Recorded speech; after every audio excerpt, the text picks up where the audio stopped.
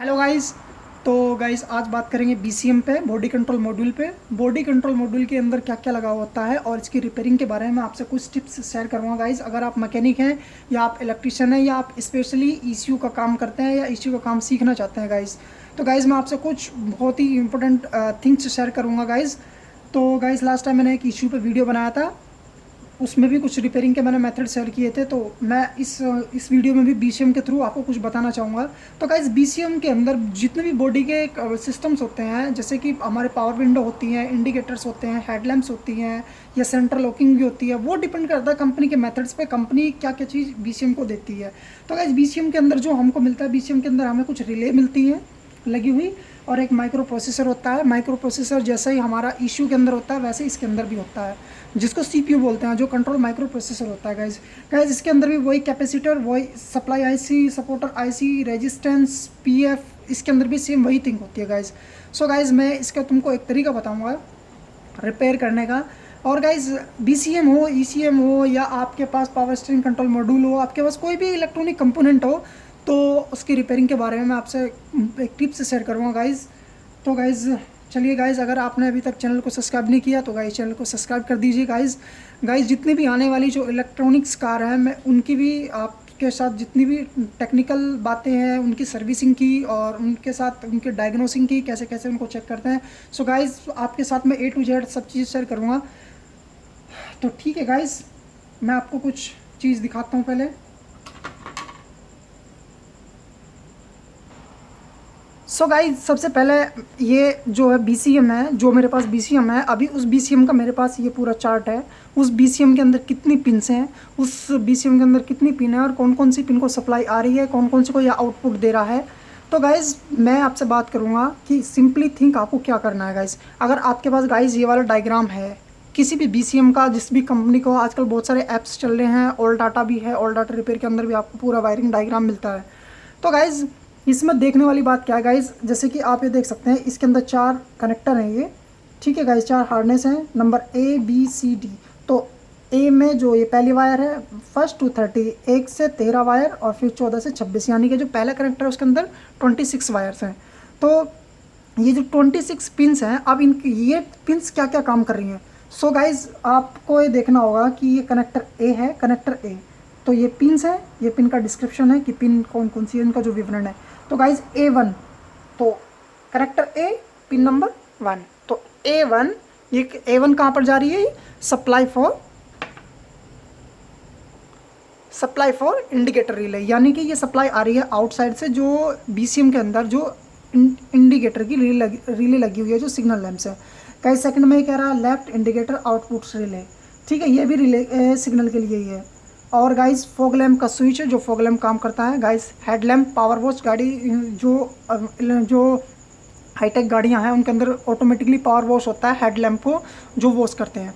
एक गाइस होता है एसी रिसर्कुलेशन कंट्रोल यूनिट होती है, जो कि हमारी एसी सिस्टम में लगा रहता है, जो हम चाहें तो बाहर की हवा अंदर आए और अंदर की हवा अंदर रहे, जो रिसर्कुलेशन फ्लैप लगा हुआ होता है उसके अंदर, उसको कंट्रोल करने के लिए, जिसमें माइक्रो मोटर से लगी होती हैं। और गाइस सेकेंडली थिंक है इसके अंदर सप्लाई फॉर जो पावर वॉश है उसके लिए दे दिया इन्होंने नंबर 10 पिन पे, ठीक है, ये भी जो हेडलाइट के हेडलैम्प के लिए जा रहा है, ठीक है गाइस।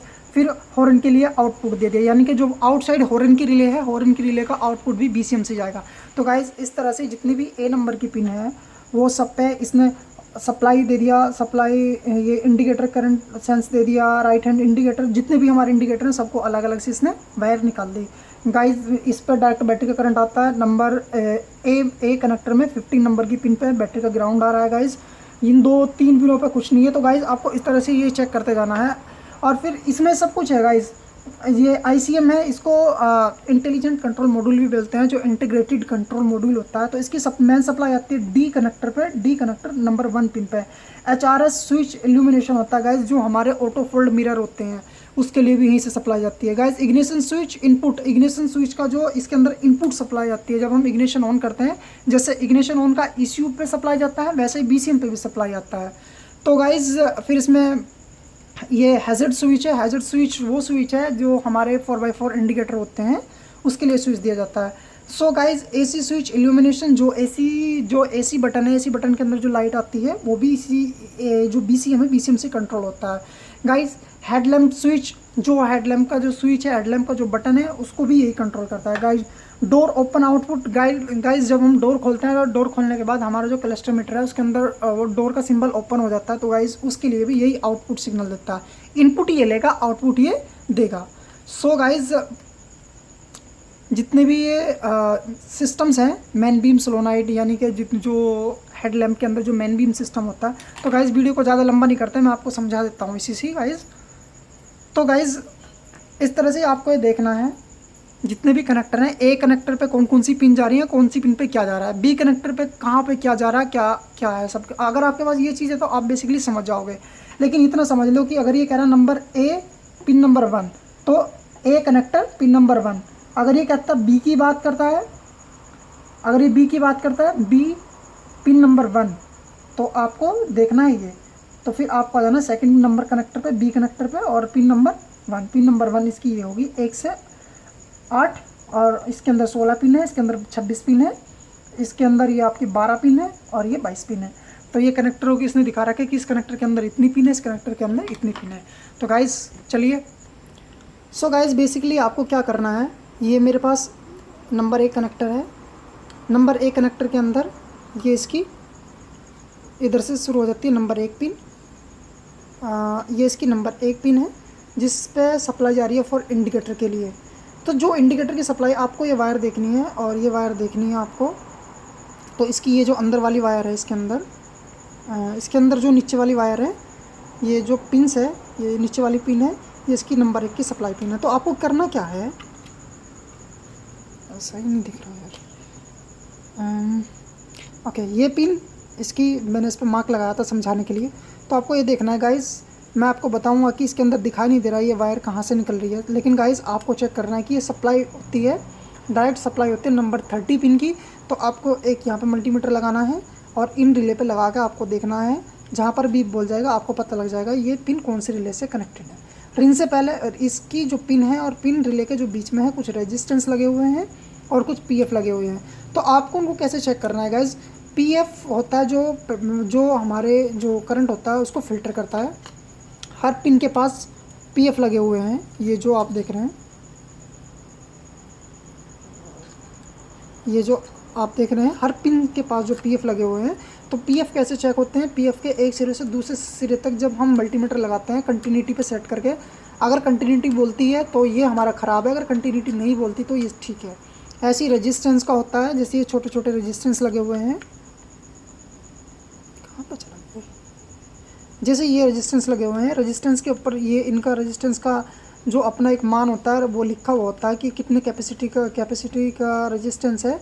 और रेजिस्टेंस के जब हम सिरे पे लगाते हैं, मल्टीमीटर के दोनों पोल लगाते हैं, तो जितनी रीडिंग इधर से आएगी इतनी रीडिंग इधर से आनी चाहिए।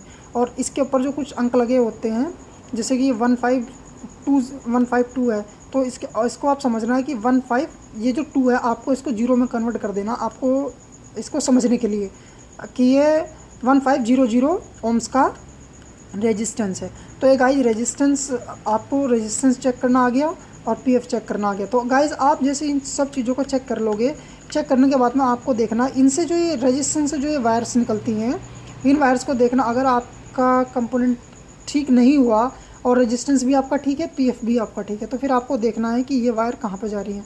तो फिर ये वायर इस रेजिस्टेंस को जा रही है, इस रेजिस्टेंस से सीधा इस आईसी को जा रही है, तो फिर आपको ये आईसी चेक करनी है। Guys most of the time ये होता है कि कहीं से पिन शॉर्ट हो जाती हैं, तो तब भी हमारी इन चीज़ों में इशू आ जाता है, या कोई रेजिस्टेंस ख़राब होता है या कोई आईसी ख़राब होती है, या अगर बीसीएम है तो उसके अंदर रिले ख़राब होगी।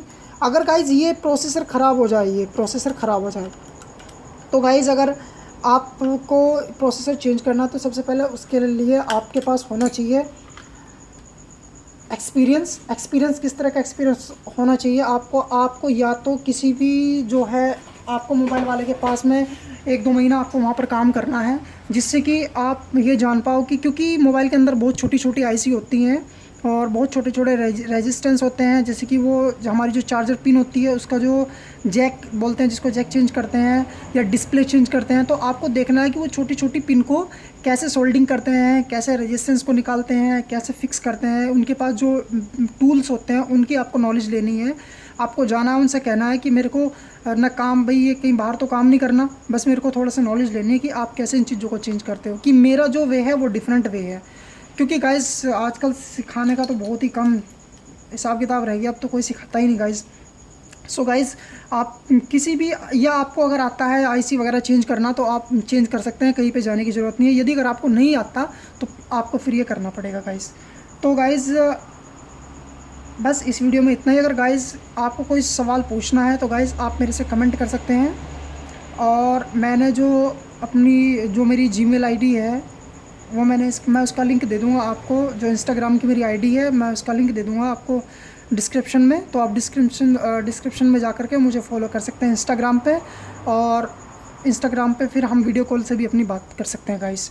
सो जो भी आपका कोई क्वेश्चन होगा हम उसको बैठ के डिस्कस करेंगे, और जो भी सोल्यूशन होगा वो सोल्यूशन निकाल लेंगे। तो ठीक है गाइस, ओके, थैंक यू। मिलते हैं नेक्स्ट टॉपिक पे नेक्स्ट वीडियो में। तब तक के लिए गाइस अपना ध्यान रखिए। Okay, thank you guys.